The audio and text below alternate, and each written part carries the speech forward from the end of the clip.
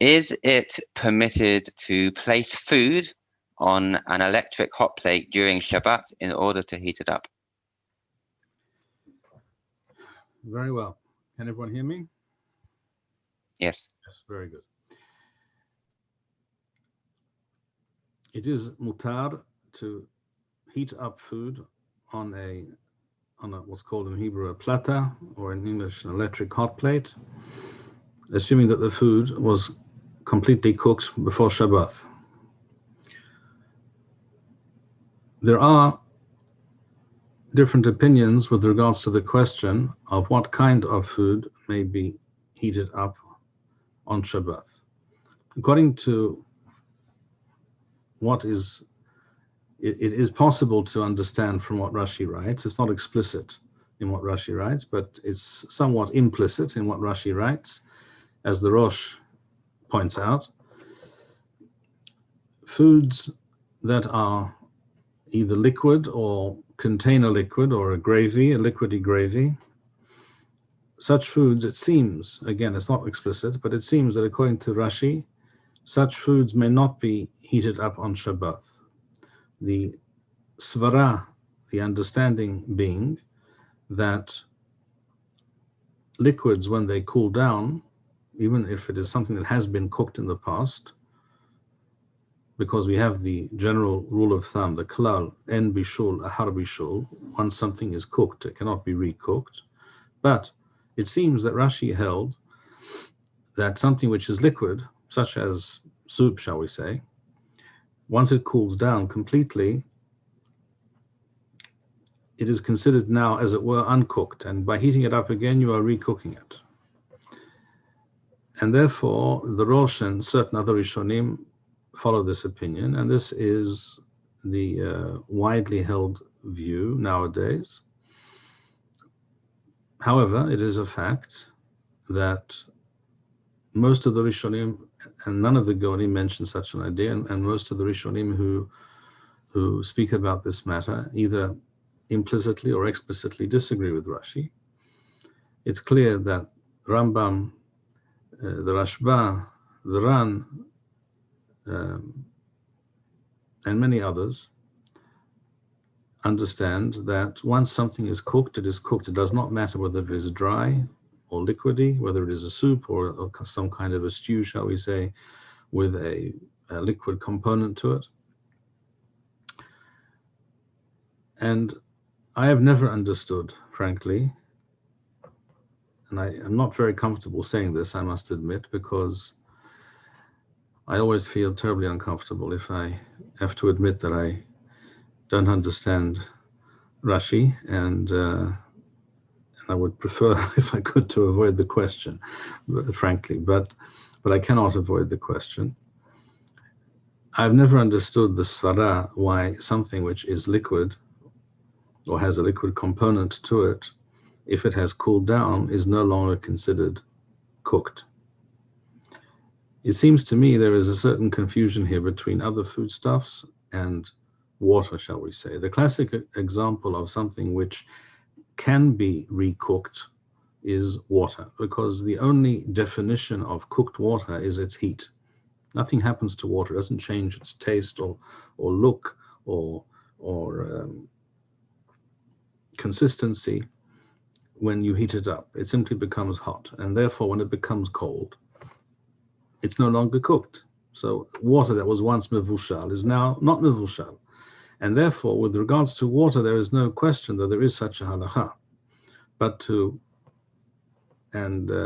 also apparently with regards to shemen, with regards to oil. But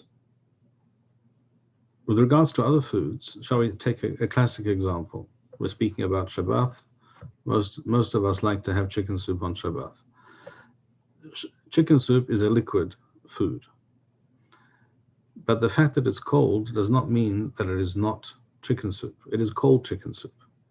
It's not as tasty, I would agree, as hot chicken soup, and most people would not choose to eat it that way, but it is chicken soup. It does not become what it was before it was cooked. It's not as if the soup can now revert to being what it was. It was water and chicken and onions and spices and what have you, and salt all mixed together, and then it was cooked for a long time and became soup. You can't undo that process. That's the concept of in bishul, a har bishul. Whether it's cold or hot seems to me entirely irrelevant. The same is true, for example, with, shall we say, tea. You can drink tea hot, and most of us, most of the time, choose to drink our tea hot. But we all know there's also such a thing as iced tea. Sometimes you prefer to drink tea cold. By the way, the same is true of coffee. There's coffee. Most of us drink coffee most of the time hot, but sometimes it is possible to drink iced coffee. It does not become something other than coffee, or the tea does not become non-tea because it's cold. And therefore, if you were to heat it up again, in other words, a cup of tea that is not hot water that you wish now to turn into tea, that's a different discussion, we'll get to that. But tea that is already tea, a glass of tea, if you wish to heat it up on Shabbat, I do not see why you cannot do so, because it is already tea. And the temperature, it does not seem to me reasonable to claim that has any impact on the question of whether it is bishul or not bishul. This is the opinion of most of the Rishonim, although it is not the standard opinion nowadays. The Temanim do follow this opinion that I'm describing. They do heat up things that are liquid on Shabbat without any hashash, whatever. And to me, this does seem the correct psak halacha. So I just want to sum up. Foods can be heated up on Shabbat, although the standard opinion based on what one can understand from Rashi, keep in mind that this is not Mefurash in Chazal, nor is it Mefurash even in Rashi, but what one can understand from Rashi, that liquids may not be reheated once they have cooled down. The standard opinion is that one does not do so on Shabbat. To me, this seems without basis in halakha or in logic.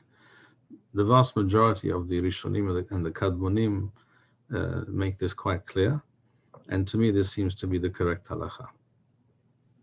Thank you, Harav. Does one have to place anything on the platter, on the hot plate, as a separation because of the gezerot of Chazara and Halacha? Yes, I believe one must do so. We have a good word in English for the kind of implement that I'm about to refer to. It's called a trivet. Not all people perhaps know this word, but in English there's a very good word. It's called a trivet. These little things that they're not very high, but you can place them under something. It's usually for placing a hot pot on a table or something like that. It has to be made of metal, obviously, if you're going to put it on a hot plate. I do believe you should place something in between the pot or the dish and the hot plate itself. You may also cover the item in question from above, but it must not be covered altogether from all sides, because that is hatmana. So you can place something on top, but it may not be completely encased in some kind of blanket or cover. And there must be something in between the hot plate and the dish or the pot in question. We're talking about something that the one's putting on the platter on Shabbat during Shabbat. That is correct. Okay. And on a related issue, to what extent does the Rav believe that the rules of shehiyah apply in a modern kitchen? All right. So let's explain what the concept of shehiyah is for those who perhaps do not know. Shehiyah means to leave something or to allow something to remain on the fire or on the place where it is cooked. The classic example, of course, would be a pot in which you're cooking a stew. You would start this stew, let's say, Friday afternoon, at which point, let's say, Shabbat is at 6, and now it's 3 p.m., and the stew is cooking away nicely, but it's not ready yet. And it's not going to actually be ready till about, shall we say, for argument's sake, 7 o'clock. So you build up the fire, and you can deal with it, of course, up until Shabbat. But let's say the shehiyah is at 6, so let's say 5:45, you have to refrain from dealing with it any further. So in the old days, and this is the point, once upon a time, you cooked on a fire, literally. In other words, you had pieces of wood or coals, etc., or something of the like, some flammable material, and you would have to provide enough fuel based on what you estimate is required for it to continue to cook away at the right temperature until you wish to eat it. Now, obviously, this is not going to really work till tomorrow because the fire is going to die down. That is the way of a flame, of a fire, which is the fuel for which is something like wood or coals. So usually this would be for the evening. Now, because of the possibility, and it's a very distinct possibility, it's not a very far-fetched hashash, that a person will see that the flame is not quite as high and quite as hot as he would have thought, as he imagined it would be, and he's concerned that his stew will not be quite the way it should be at 7 p.m. when he wants to eat it. So when he notices this at 6 p.m. or 6:15 p.m., he may be tempted to somehow adjust the pot or move the coals or the flames or the sticks, the wood that is burning in some fashion in order to increase the heat and ensure that it becomes fully cooked.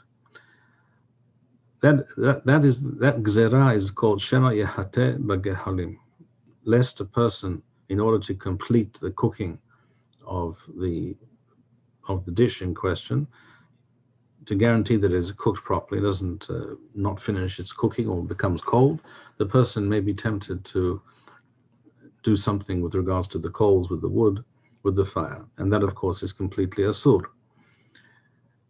Therefore, certain gezerot were made by Hazal to disallow any such activity, and therefore a kind of food, a stew that is only partially cooked. If it's only partially cooked at 6 o'clock, then you cannot leave it on a flame or on top of the coals, because you may be tempted to adjust things as we described. Whereas if it is completely cooked, and in fact, if by increasing the flame, by increasing the heat, you will simply ruin the food, then you would not be tempted to do so. So there were certain gezerot made with regards to these questions in ancient times. Now, Mori Rabbi Yosef Gafech Zecher Tzadik Livracha writes explicitly in his commentary, in his Perush on the Rambam, that these gezerot are completely irrelevant in a modern kitchen. In other words, generally speaking, the way we cook in our kitchens is not on wood or coals. It is either on some kind of gas flame which doesn't change its temperature, doesn't go up or down in temperature, or some kind of electric source of heat. On top of which, if you place something on a hot plate, most hot plates don't even have the option of changing the temperature. And even if they do, seeing that it is not to be expected, it would be entirely unreasonable for a person to expect that the temperature of the hot plate would all of a sudden decrease, because that's not what happens. A hot plate maintains a certain constant temperature, even if it has 2 or 3 settings, and most of them don't. But even if it does, it's not going to change that temperature. And a person would not be tempted in the same way. One cannot claim that the same hashash, the same possibility exists with regards to an electric hot plate, shall we say, or with regards to a gas flame, which is a constant steady flame covered by some kind of a piece of metal or something under the pot. You cannot claim that that is in any way analogous to a wood-fueled fire. So therefore, Rav Gafeh wrote, and to me this seems clear and obvious and plain, that these gezerot with regards to shehiyah, which means leaving something cooking or on a source of heat erev Shabbat, leading into Shabbat, these gezerot do not apply in our situations, in that normal situation today. When I say normal, I stress the word normal. What I mean by normal is the usual situation that pertains in our kitchens, because we have very different utensils, different cooking utensils, different kinds of ovens, etc. However, the gezerah still exists. For example, I remember being asked once by a family that has a practice of going away once or twice a year to the Kinneret For Shabbat, they stay there the whole Shabbat, and they prepare their food before Shabbat on the Friday, and they build a fire with wood and with coals, whatever, and they have what's called a poika, and they bury it, or they place it on top of the fire, or they bury it in the sand, or halfway bury it in the sand. And they ask me certain questions about how to go about what's mutar, what's asur.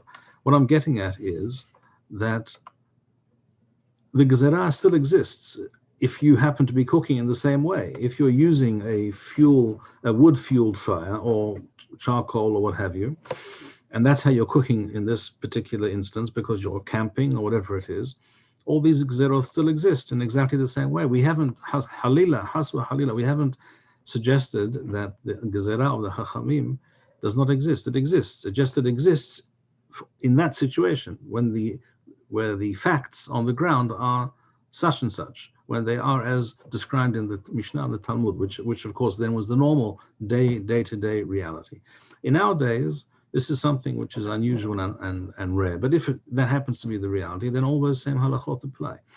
So therefore, shehiyah in our kitchens today with the hot plates, etc., does not exist. It does not apply. Thank you, Rabbi Bar-Hayim. We would like to encourage our viewers to share these videos with friends and send in your responses. We would also like to suggest the following opportunity to our viewers.